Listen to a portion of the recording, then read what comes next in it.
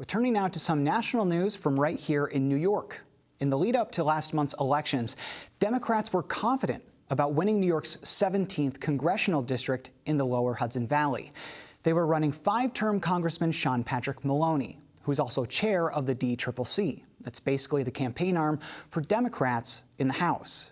But in the end, Maloney came up short. Mike Lawler, a Republican and first-term Assembly member, won by more than 2,000 votes in a surprise to many. So this week we spoke with Lawler about his election and the future of the Republican Party. Congressman-elect Mike Lawler, thank you so much for being here. I appreciate it. Thanks for having me. Of course, anytime. So I think when you announced your candidacy, everybody thought it would be an uphill battle for you because you're going up against Sean Patrick Maloney, the chair of the DCCC, a very powerful political figure, but you pulled out through ahead on the election day. What do you think about your message resonated with voters? I think that's what it's all about in these races. All politics is really local. No question. And I think there were a number of factors that played a pivotal role here.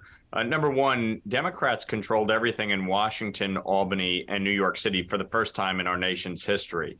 And I think New Yorkers are always pragmatic and always have been. And I think a lot of it had to do with two major issues, inflation and crime. And on both, Democrats controlled everything, and they were responsible for the policies that had been enacted. And I think especially in the suburbs of New York City, the issue of crime really resonated. And I was very message disciplined. And I think that obviously has served me well in elected office, but in this campaign especially, sticking to the message, sticking to the issues that matter to voters, and not getting caught up in some of these other issues that, frankly, distract and don't pull together the coalition that you need. Ray, how do you build that coalition going forward in the Republican Party? I mean, you see the same thing with the Democrat Party, but there seems to be a division between people that are more to the moderate side and people who have gone further to the right, what is commonly called the far right. So how do you move forward as a party into that space of coalition building where we don't see, those issues that really divide people? Well, look, I flipped a 2-to-1 Democratic district 2 years ago in the state assembly. I was the only Republican pickup. This time around, I flipped a seat that's a D+3. Joe Biden won by 10 points. And I've done it by going into every community, talking to voters, regardless of their race, their ethnicity, their gender, their religion, and focusing in on what are those issues that cut across. I mean, at the end of the day, whether you're a Republican or a Democrat or an independent, all of us want a few basic things in life, right? We want a good paying job to provide for our families. We want a quality education for our children. We want access to housing and healthcare, and we want to live in safe neighborhoods. And I think that, and my focus on that, cut across. As a party, as Republicans going forward, I think there's a lot of lessons to be learned here across the country. Candidates that were, focused on the past, focused on rehashing the 2020 election or grievances, I don't think fared too well. And I think those that were focused on the future and what they're looking to do to address those challenges won. And so I think the question going forward for both parties, frankly, is how do we find compromise? How do we find resolution to these challenges that we're facing? It can't just continue to be a political ping pong where we go back and forth and switch who's in power every 2 to 4 years. I think voters are very frustrated with that. And I think if there's two lessons that I saw in this election, number one party rule does not work and voters reject it. And number two, voters are rejecting extremism. They want balance, they want common sense, they want reasonableness. And I think that's what I presented to voters in my district. And you will be taking office at a really beneficial time for you because Republicans will be taking the majority in the House in January when you're sworn in. What do you think the strategy should be for House Republicans for these next 2 years that you're guaranteed the majority, at least in the House? It's going to be a little difficult because you have Democrats in the White House and the U.S. Senate, kind of like what we've seen in the New York government with Republicans in the state Senate at times. Yep. How do you move forward instead of going into gridlock for 2 years? Well, you just mentioned it. I mean, New York Republicans controlled the state Senate up until 2018, and we were able to get a lot of things done with split government. And I think being able to work across the aisle, reach out and find compromise where we can, stand up and oppose where we must. That's always worked well for Republicans in New York. And I think that is, the approach that I will take. Certainly, I have among the most bipartisan voting records in Albany as a member of the state legislature.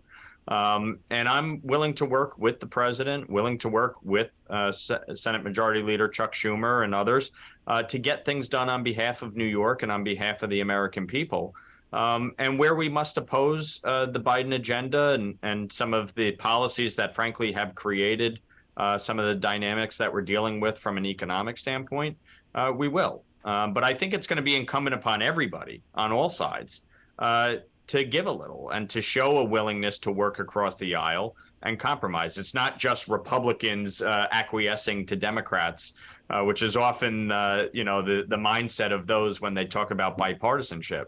Bipartisanship is a two-way street, and it requires everybody being willing to work to find compromise and solutions to the challenges that we're facing. And I'm willing to do that, and I have a record of doing that.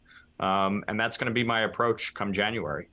Ray, I mean, you were one of the Republicans who I would often see show up to kind of just watch press conferences that Democrats were doing outside of the Assembly chamber. You didn't often join them, of course, but that doesn't really happen usually. We don't see the opposite party's members kind of go and see what the other party is going to be saying. So I always found that interesting about you. I imagine that you may be doing some of the same things as you're mentioning while you're in Congress. And you mentioned leaving things behind in 2020, future of the party. Obviously, the former president has announced his candidacy to be president again. Do you think that the party just needs to move on from him? That seems to be where we're headed in a lot of different ways. We see it in more conservative media. Some members of Congress even are putting some distance between themselves and him. What do you think? So just to the point that you made about listening to press conferences that my colleagues would give, look, you always learn something. And I think you have to be willing to listen and to understand where other people are coming from, whether you fully agree with them or not. You have to be willing to listen and engage. And that's the only way you're going to find compromise. And so one of the things that I always did was go speak to all of my colleagues, all 149 of my fellow Assembly members. I would speak to directly and talk about the issues and try to find area of agreement.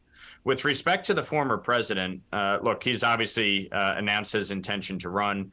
He's going to make his decision. Ultimately, the voters within a Republican primary will decide.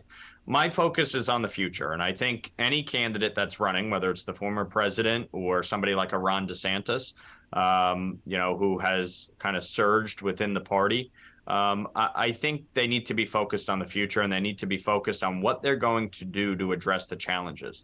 I don't think anybody's interested in rehashing the last 5 years or looking backwards and focusing on personal slights and grievances.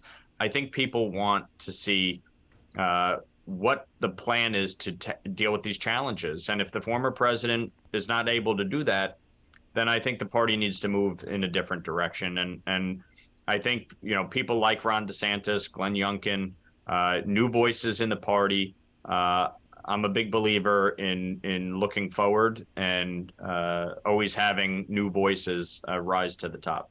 Yeah, and I think you're right about how voters feel right now in terms of political, mess is how I describe it. There's just so much going on all the time in politics, and I think that's overwhelming. So I think what we saw in this last election was maybe an inch towards voters looking past the politics more to the real issues. So yep. I guess we'll see if that plays out in future election cycles. Congressman-elect Mike Lawler, thank you so much.